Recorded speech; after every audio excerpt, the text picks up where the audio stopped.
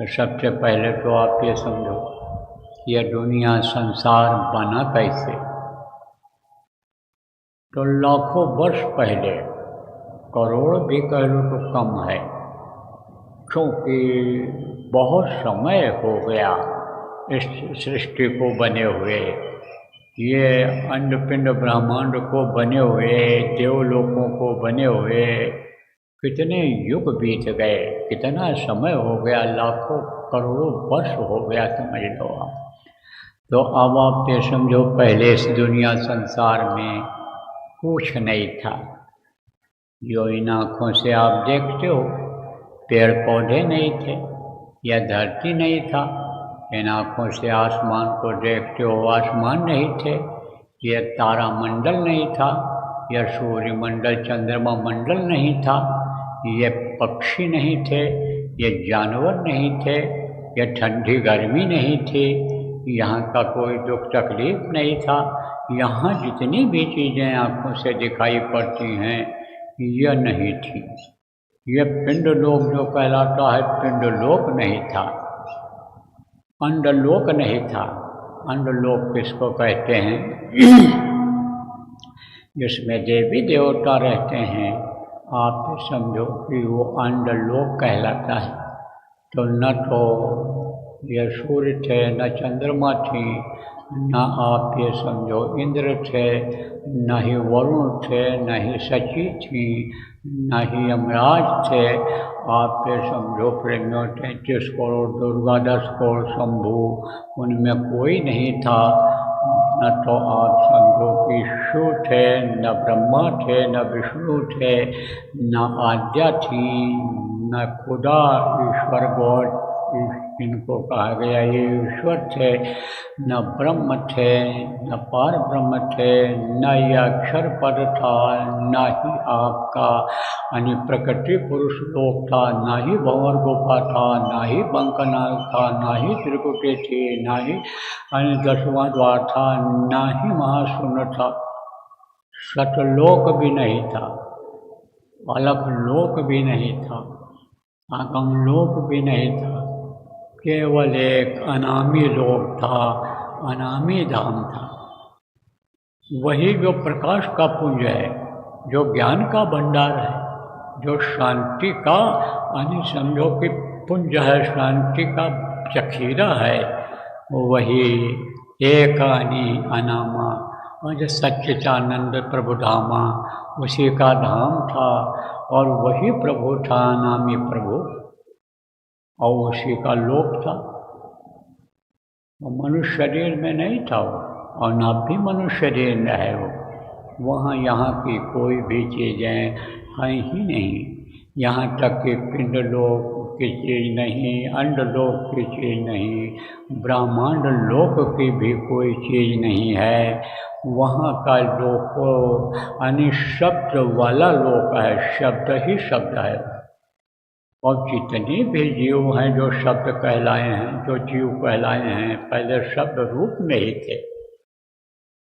यह सूरत थी। सूरत क्या होती है? सूरत निकोल होती है। इसको सूरत मतलब उसके ऊपर कोई खोल नहीं होता, निकोल जिसको कहते हैं।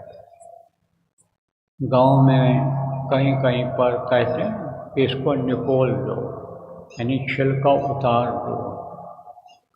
तो ये बिल्कुल छिलके नहीं थे। कौन सा छिलका? ये देखो, ये जो खाल है, ये क्या छिलका है? इसके नीचे मांस है, वो भी एक तरह से मोटा छिलका है। हड्डी है, वो और छिलका है। आप ये समझो किसके ऊपर यह छिलका है? नसों के ऊपर यह है। एक दूसरे से नसें ऐसे एक दूसरे के ऊपर अतिक्रमण करके जाती हैं, जो रीढ़ की नसें हैं, ये नाड़ियाँ हैं। तो अब आप ये समझो, यह सब छिलका है, एक तरह से खोल है, कपड़ा जिसको साधारण भाषा में कह लो आप। तो ये समझो खोल इस पर नहीं था। तब ये सूरत कहलाती थी जब सतलोक से नीचे आई थी। और जब ये सहस्त्रल कमल पर आई, यहाँ काल के लोक में जब आई, तो ये शिव कहलाई। अब आप जो नए लोग हो कहोगे काल लोक कौन सा है, सतलोक कौन सा है, सब आपको बताता हूँ। इन्हीं 3 दिनों में सब आपको समझा दूंगा, थोड़ा थोड़ा बता दूंगा। तो काल के लोक में जब ये जीवात्मा आई तब ये शिव हो गई, और जब ये इस मृत्यु लोक में आई तब ये शिव हो गई। इसके ऊपर 4 खोल चढ़ गया, 4 कपड़ा जीवात्मा ने पहन लिया, एक तरह से समझ लो। तो ये जीवात्माएं बिल्कुल निर्मल थीं और उसी तरह की थी। किस तरह की थी? जैसे अनामी प्रभु था, पूरा उनके अंदर ताकत थी, उन्हीं जैसी थी। इसीलिए इनको वंश कहा गया, अंश कहा गया। अनामी प्रभु का अंश वंश कहा गया इन जीवात्माओं। कहते हैं ना कि ये राजा के वंश हैं, यह राजा की वंशावली है। राजा का लड़का राजा जैसा जब होता है, जब कपड़ा पहन लेता है उसी तरह का, तब समझो इसको लोग कहते हैं यह राजकुमार हैं। राजा तो नहीं हो सकता वो, लेकिन राजकुमार कहने लग जाते हैं उसको। उसी तरह की आदत बन जाती है, गुण ढंग सीख जाता है। जैसे देखो ये जो चोर बदमाश हैं और वह हैं, उनके लड़कों के ऊपर उनका असर कैसा आता है कि जैसे चोर लोग ऐसे पालथी मार कर नहीं बैठते हैं, आराम से कभी नहीं बैठते। वो तो जैसे लैट्रिन की जाती है ऐसे बैठते हैं जहाँ बैठेंगे। क्यों ऐसा बैठते हैं? तनिक भी अगर आहट मिली कि कोई आ रहा तो उठ करके सट से भगें, और पालथी मार करके बैठ गए हैं तो जल्दी उठ पाएंगे, तब तक तो लठ पड़ने लग जाएगी ऊपर। तो उनके जो लड़के बच्चे होते हैं उनकी आदत को सीखते हैं, अधिकारियों के जो बच्चे होते हैं वो उनकी आदत को सीखते हैं। डॉक्टरों के देखो, डॉक्टरों की जो चाल होती है, जो पुलिस के कर्मचारियां सिपाही दरोगा की चाल होती है, जो परेड करते हैं लेफ्ट राइट ऐसे चलते हैं, उनकी चाल अलग होती है। तो कहते हैं माता पिता का असर बच्चों के ऊपर पड़ता है। इसीलिए कहा गया कि भाई संयम नियम का पालन जब माता पिता करेंगे, आचार विचार आहार व्यवहार जब लोगों के प्रति यानी अच्छा बनाएंगे, तभी बच्चे उसको सीख पाएंगे। नहीं तो बाप अगर किसी को गाली देता है, तो मैंने अपनी आंखों से देखा, बच्चे भी वही सीख जाते हैं, उसी तरह गाली देते हैं लोग, उसी तरह से बात करते हैं, बच्चों के ऊपर असर पड़ता है। देखो कुछ चीज़ें ऐसी हैं कि जिनको माता पिता इसीलिए छिपा करके बच्चों से करते हैं कि यह भी इसी आदत में अभी इसी उम्र में न फंस जाए। तो असर होता है उसका, बच्चों के ऊपर उसका असर होता है। इसी तरह सत्पुरुष का असर, जिनको वंश अंश कहा गया, पूरा उनके ऊपर रहा है। कब तक रहा है अभी आपको जब बताऊंगा तब आपके समझ में आ जाएगा कि इस लोक तक रहा है, इस स्थान तक रहा है, पूरा असर रहा है। तो और रचना कैसे हुई और कहाँ तक लगभग असर रहा पूरा? रचना कैसे हुई पहले समझो। ऐसी मौज हुई कि एक हिलोर पैदा हुई। हिलोर किसको कहते हैं? जैसे समुद्र में पानी ऐसे तेज़ी से आता है तो उसमें आवाज़ होती है, तो ये हिलोर हो गए, हिलोर आ गए, ये ज्वार भाटा आ गया। बाढ़ जब आती है तो पानी बहुत तेज़ ऐसे बहता है तो उसमें आवाज़ होती है, दूर से ही पता चल जाता है। ऐसे कान लगा करके नदी के किनारे से अगर बैठोगे तो पता चल जाएगा कि बाढ़ आ रही है, आवाज़ होती है उसमें। तो आप ये समझो कि आवाज़ हुई, जैसे अचानक अभी यहाँ आवाज़ हो जाए तो आप लोग घबरा जाओ कि भाई इतनी तेज आवाज़ ये कैसे हो गई, सुनाई पड़ गई।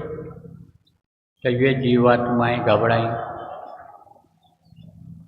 तब उन्होंने कहा घबराने की बात नहीं है, ये मौज से आवाज़ हुई है और हिलोर पैदा हुआ। तो जैसे कोई टब में, परात में पानी भरा हुआ, बाल्टी में पूरा पानी भरा हुआ, और वो हिलोर उसमें ऐसे आप पैदा कर, तो फिर पानी में उबाल आ जाएगा, उफान आ जाएगा और बाहर निकल जाएगा, वो पानी गिर जाएगा। ऐसे ही आत्माएं जब हिलोर पैदा हुई तो वो नीचे गिर गई। ऊपर से कोई चीज़ गिरेगी तो कहाँ गिरेगी, नीचे ही तो गिरेगी। तो वो नीचे गिर गई अनामी धाम से। तो जब नीचे गिर गई तो एक दो थोड़ो गिरी, बहुत गिर गई।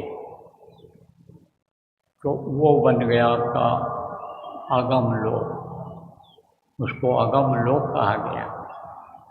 अब जब वहाँ पर ये गिरी तो ताकत तो वही रही इनके अंदर, ताकत वही रही, होश पूरा रहा, दर्शन बराबर हुआ। लेकिन जैसे आप देखो इधर आपके बगल में नेपाल राज्य है, नेपाल राज्य में सुबह कोई भी चला जाए बॉर्डर से, लेकिन शाम तक आपको वापस आना पड़ेगा। ऐसा नियम है वहाँ का। और या तो वहाँ से परमिशन लो कि हमको यहाँ रहना है, उसका टैक्स जमा करो, परमिशन लो, तब वहाँ रह सकते हो। नहीं बगैर परमिशन के अगर वहाँ पकड़े गए, गाड़ी पकड़ी गई तो जुर्माना देना पड़ता है। ऐसे ही जाने का आदेश तो उधर मिला इनको, लेकिन वापस फिर आना रहेगा ही। तो अब आपके समझो वही एक लोक हो गया, वहीं रुक गए।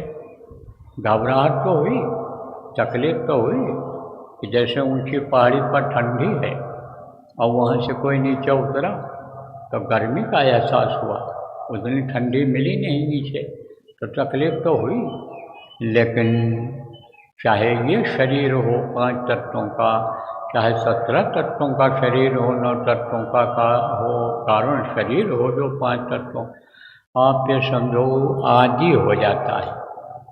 कहीं भी आप चले जाओ, जैसे यहीं पर आप आए थे पहले सेवा के लिए तो गर्मी लगी, आपको तकलीफ हुई, अब आप सेट हो गए। यहीं पर आप आए हो, अपने घर में रहते हो, आराम से रहते हो। कुछ लोग तो बहुत अच्छा, कुछ लोगों का तो आप लोगों में से बहुत अच्छा रहन सहन है, लेकिन ये शरीर आपके लिए यहीं सेट हो गए 1-2 दिन में। ऐसे वो सेट हो गई, फिर वहीं तक रुकने की मौज तो थी नहीं, आगे भी सृष्टि की रचना करनी थी, उनको करनी थी। तब फिर समझो कि उन्हीं की मौज हुई। यूँ कहा गया है कि उन्हीं ने ही ये रूप धरा एक तरह से। किसने? कहते ना तदरूप, तक शक्ति जिसमें रहती है वही तदरूप कहे गए हैं। इसीलिए देखो इस धरती के संतों को भी तदरूप कहा गया है। सतपुरुष का, सतपुरुष की आलसी संतन की ही दें, लखना चाहो अलख को तो इन्हीं में लख ले। तो आप समझो कि उसके बाद फिर अलख लोक की रचना हुई, इसमें भी वही उन्हीं की वंश अंश आत्माएँ हैं ये, इसमें भी हैं, और इनको भी ऊपर जाने में कोई दिक्कत नहीं है, लेकिन रहना इनको यहीं पर है। एक जैसी सब हैं वहाँ भी, सब एक जैसी हैं, पता ही नहीं चलता है।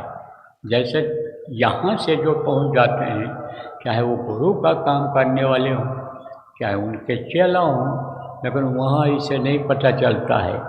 उसको तो पता रहता है, जो जिसका चेला रहता है वो पता रहता है हमारे गुरु हैं, और गुरु को पता रहता है हमारा चेला है, बाकी नहीं पता चलता है। इसीलिए कहा गया ना गुरु का, ना गुरु ना चेला, सब में बोले एक अकेला।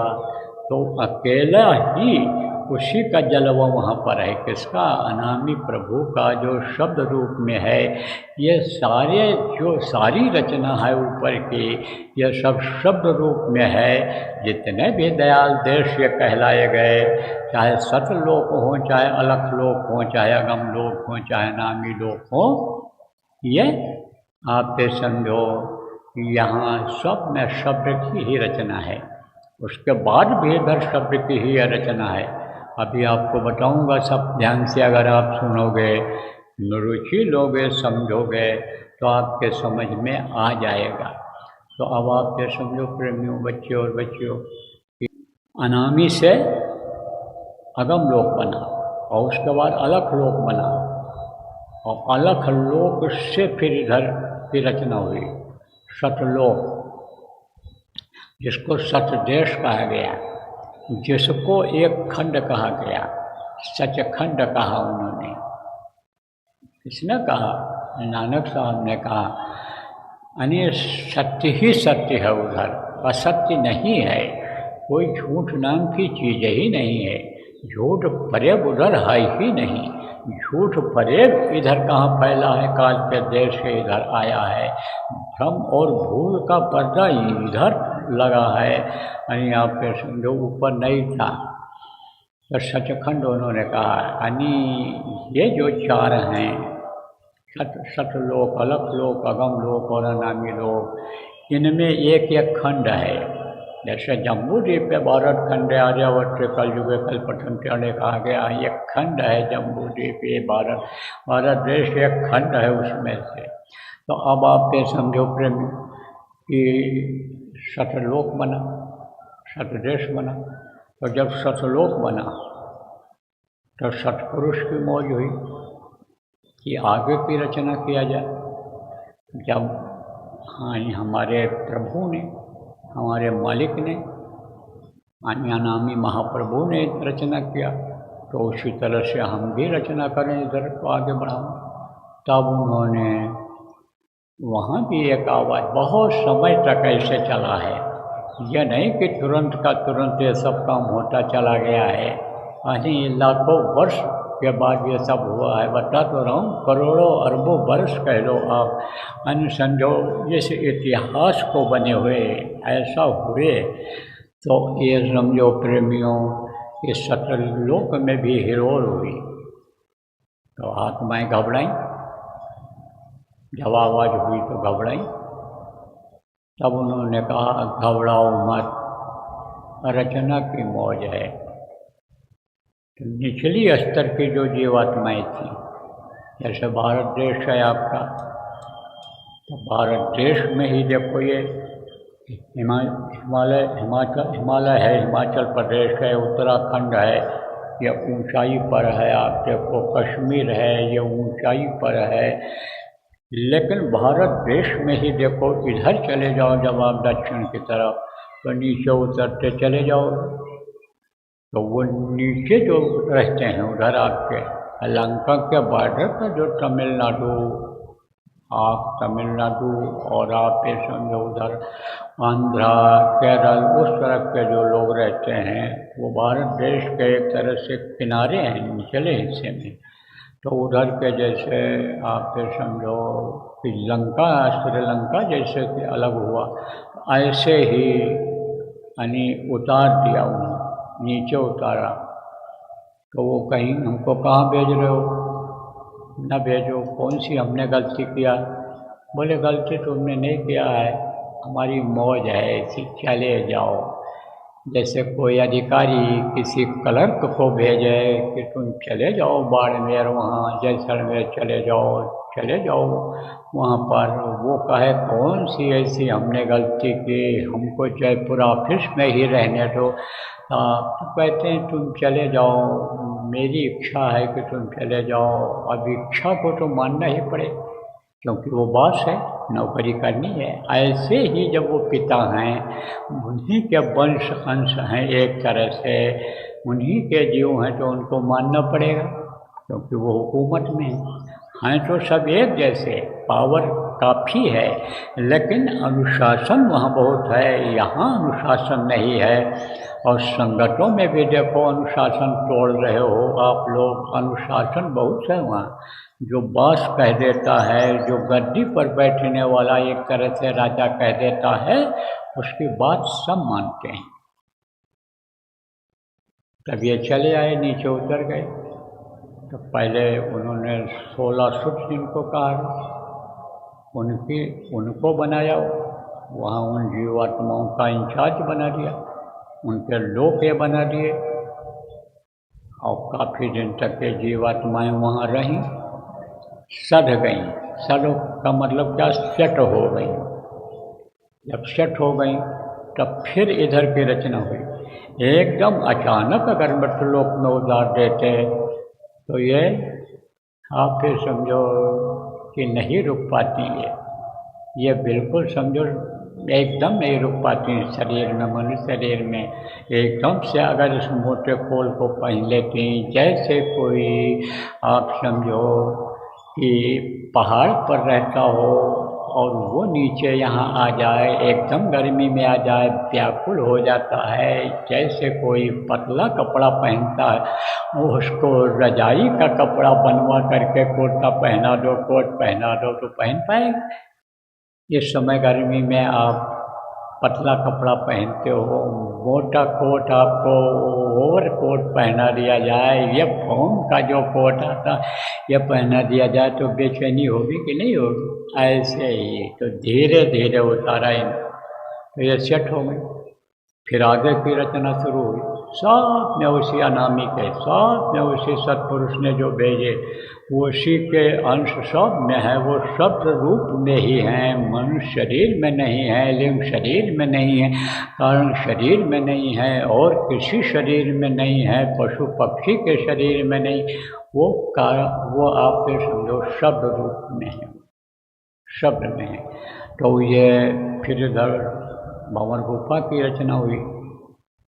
आप फिर समझो कि उसके मालिक बनाए गए।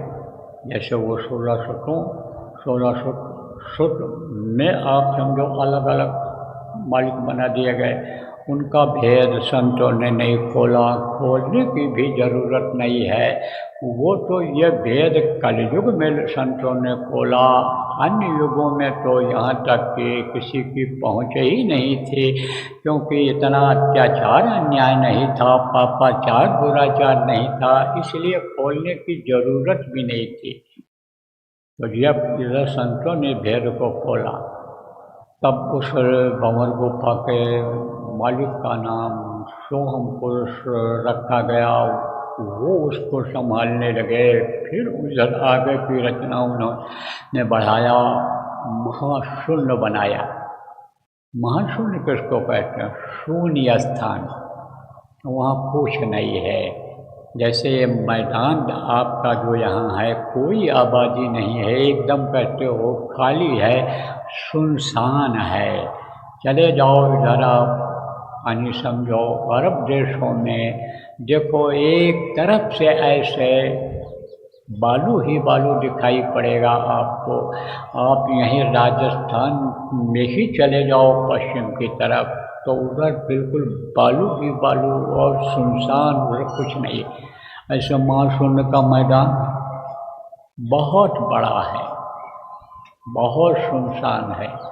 कहते हैं ना, इधर से जीवात्मा जब जाती है कैसे जाएगी, कैसे वहाँ पहुँचेगी, ये सब उपाय बताऊँगा। पुराने लोग जो आप हो, आपको जो ये उपाय बताया गया ध्यान लगाने का, भजन करने का, आवाज़ पकड़ने का, इसके द्वारा वहाँ जाना पहुँचना होता है। तो उसको पार करने में ही बहुत समय लग जाता है। और अगर समर्थ गुरु का सहारा नहीं लिया तो उसी में जीव फंसा पड़ा रह जाता है, जल्दी पहुंच नहीं पाता। जैसे देखो बहुत से लोग पैदल यात्रा करते थे, यात्रा करते करते और उसी में ख़त्म हो जाते थे। जैसे पहाड़ों पर लोग कहते हैं कि मैं हिमालय की चोटी पर चढ़ जाऊंगा, लेकिन एक दिन में 2 दिन में नहीं चढ़ पाते हैं, समय लगता है, तो उसी में ख़त्म हो जाते हैं बहुत से लोग। ऐसे वो पड़े ही रह जाते हैं, निर्बल हो जाते हैं। वो तो जब संतों का आगमन उधर होता है, उनसे प्रार्थना करते हैं, दया जब वो कर देते हैं, तब वो आगे बढ़ पाते हैं। तो महाशून्य का मैदान, अब आप समझो उसके बाद में फिर इधर की वहाँ महाशून्य का मैदान जब पार किया, इधर आए आपके समझो तो इधर की रचना हुई, पार ब्रह्मलोक बना। उधर देखो वहीं से ये सब आई हैं शक्तियाँ, ऊपर से ही सब धार आई है और धार से ही इधर रचना होती चली गई। अचिंत्य पुरुष और और ये आपके सहज सहज पुरुष अचिंत्य पद और समझो कि सहज पद ये बताया गया है। उस पद पर रह करके वहाँ के मालिकों ने उनको संभाला है। अलग अलग लोगों के अलग अलग स्थानों के अलग अलग मालिक बना दिए गए हैं। तो फिर इधर जब बना यानी समझो पार ब्रह्मलोक बना और फिर वहाँ पर भी वही जीवात्माएँ रहीं। देखो संक्षेप में बताता हूँ, कभी समय मिलेगा तो एक एक लोकों के बारे में पूरा विस्तार में आपको बता दूँगा, लेकिन आज इतना समय नहीं है कि आपको 3 दिन के सत्संग में सारी बातें बताई जा सकें। लेकिन ये तो मोटी मोटी बात आपके समझ में आ जाना है कि ये स्थान बने हैं और इससे हमारी जीवात्मा ऊपर से उतर करके यहाँ आई है और इसी रास्ते से जाएगी। ये कौन से प्रयास से जाएगी, इतनी जानकारी तो जरूरी है आपको। तो फिर उधर बना ये लोक बना, उसके यानी समझो फिर इधर आपके जिसको 10वां द्वार कहा गया, वहाँ यानी समझो 10वां द्वार बना। वहाँ के मालिक को निरंकार पुरुष कहा गया, वो उसकी संभाल करते हैं। फिर आगे की और रचना बढ़ी। इधर आप समझो कि प्रकृति लोक, पुरुष लोक बना। अक्षर पद ये सब धाराएं हैं। ये ऊपर से ऐसे धारा, जैसे पानी गिराते हो इससे धारा बनती है, इसी तरह से जब ऊपर से ये गिराए गए तो देखो जैसे ऊपर से जब आप समझो कि बाल्टी से पानी नीचे डालो तो वो धारा मोटी रहती है, फिर वो फैल जाती है और फिर पतली हो जाती है। ऐसे ये धारा उतरती गई है, मोटी धारा थी फिर पतली होती चली गई है। तो उन्हीं धाराओं का नाम रख दिया लोगों ने। जैसे ये पहाड़ों पर धाराएं उतरती हैं तो ये धारा है, ये वो धारा है, वो धारा है। सब बद्रिकाश्रम की तरफ, केदारनाथ की तरफ जाओ तो ये धाराओं का नाम रख दिया लोगों ने जो गिरती हैं ऊपर से। तो ये समझो आप प्रेमियों, ये धारा उतरी नीचे। तो प्रकृति लोक और पुरुष लोक और अक्षर पद, यह सब पद हैं, यह सब स्थान हैं। तो विस्तार में बताने का समय नहीं है। तो इन लोगों ने यानी समझो कि आगे की रचना किया। 2 लोग एक साथ मिले हैं, पुरुष और प्रकृति के, और इन्हीं से इधर सृष्टि की रचना हुई। त्रिकुटी धाम बनाया, टेढ़ा मुकाम जिसको कहा गया। त्रिकुटी माने क्या होता है, जैसा त्रिकोना कहते हो, त्रिभुज कहते हो, तीनों भुजाएं होती हैं उसमें बराबर होते, त्रिभुज कहते हो आप। तो इसी तरह से वो त्रिकोण है, वो त्रिकुटी कहा गया उसको। ऐसे नीचे गया, फिर ऊपर गया, फिर नीचे गया, ऐसे ऊपर जाओ, फिर नीचे जाओ, फिर ऐसे त्रिकुटी बना। उसके बाद में आपका ये यानी ब्रह्मलोक बना था। उसके पहले आप समझो ब्रह्मलोक का ही ये हिस्सा सब है, नीचे का हिस्सा। ऊपर ब्रह्मलोक है और नीचे का ये हिस्सा है। तो इधर आपके फिर सहस्त्रदल कमल बना, आप समझो उसी का हिस्सा है, ब्रह्मलोक का हिस्सा है। और यह भी जो इस लोक के मालिक हैं जिनको ईश्वर कहा गया, यह भी उन्हीं के अंश हैं, उन्हीं ब्रह्म की ही पावर इनमें है।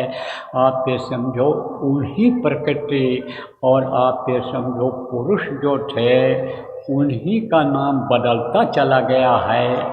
आप ये समझो उसी प्रकृति का नाम इधर आद्या हो गया है, महामाया हुआ, फिर आद्या हुआ। इस तरह से समझो उन्हीं की शक्तियाँ जब इधर आई हैं तो वो जैसे पार्वती हो गई, जैसे ये लक्ष्मी हो गई, उन्हीं की शक्ति जब इधर नीचे आई तो ये जो तमाम देवियों का नाम पड़ गया है वो बन गई, उस नाम से वो विख्यात हो गई। तो फिर ये इधर का लोक बना। अब आप ये समझो प्रेमियों कि ये जो इसके मालिक हैं बनाए गए हैं, जो ये शक्ति उतरी है, ये सब आप ये समझो उस लोक के ऊपर के लोक के जो मालिक बनाए गए हैं वो उनके मुख्य पुत्रों में से हैं। कौन से पुत्र? जो शुरू में उन्होंने बनाए थे। किसने बनाए थे? सतलोक के मालिक सतपुरुष ने बनाए थे। यानी समझो, जिनको अविनाशी कहा गया है, जिनका नाश कभी नहीं होता है, जिनको हम लोग जय गुरुदेव कहते हैं, जिनके लोक को जय गुरुदेव लोक कहते हैं, उन्होंने इधर बनाया था। उनका कभी नाश नहीं होता है, वो कभी ख़त्म नहीं होते हैं, इसीलिए वो दयाल लोग हैं, अविनाशी हैं। उनके नीचे ये जो आप ये समझो भंवर गुफा के मालिक हैं, यानी समझो कि वो भी उनकी सतपुरुष की मौज से ही ख़त्म होता है। सतपुरुष की मौज जब होती है तभी उनका सिमटाव होता है, नहीं बहुत समय तक वो रहते हैं। बाकी नीचे सिमटाव होते होते तब होता, इसीलिए उनको लोगों ने अविनाशी ब्रह्म भी कहा।